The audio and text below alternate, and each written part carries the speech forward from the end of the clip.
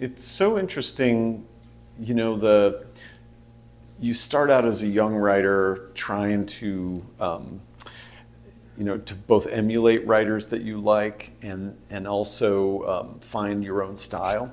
And I think for years I sort of assumed I had to be a little darker and more cynical than maybe I am. And so yeah, I've always been sort of gregarious and been drawn to people. And then when you create fictional characters, the most joyous part is starting on sort of on the surface of this character and then finding your way in and realizing you see something in them that you identify as in yourself as profoundly human.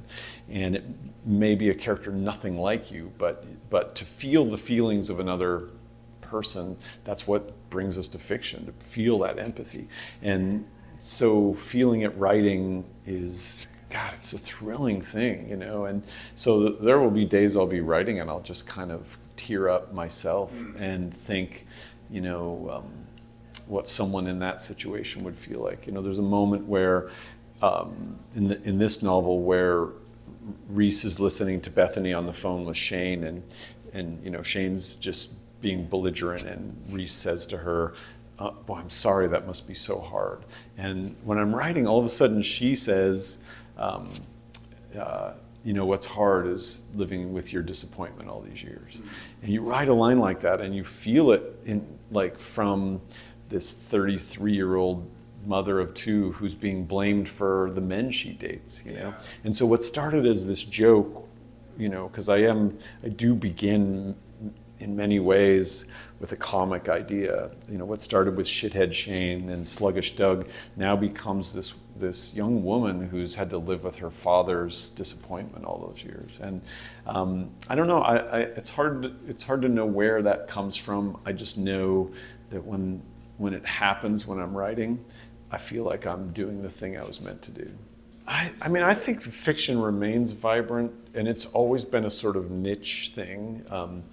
I probably talk about this tonight, I did just see that the percentage of people who read a book in the last year fell from 55% to 48%, and even more precipitously among young people. So it probably is, you know, we may be in one of those declining moments when we all need to be like Irish monks and save civilization in some way. But I'm terrified by what smartphones have done to our attention span, but what AI is about to do to our writing ability. You know, it's none of that seems like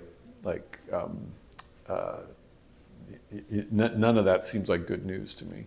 But you know, I think the novel is Dead story appeared like in 1840 or something. You know, and every 20 years keeps coming. And all I know is I just keep meeting people who are moved and changed and inspired by reading fiction. And you know, if I go down with the ship, you know, then I'm going to be like Leo on the back of the Titanic. I'm just going to ride it. I'm going to ride novels right down into the ocean. You know, hope that Kate Winslet allows me on the little piece of cardboard, but if she doesn't, I'm going to the bottom of the ocean with novels. At this point, that's the ship I came in on.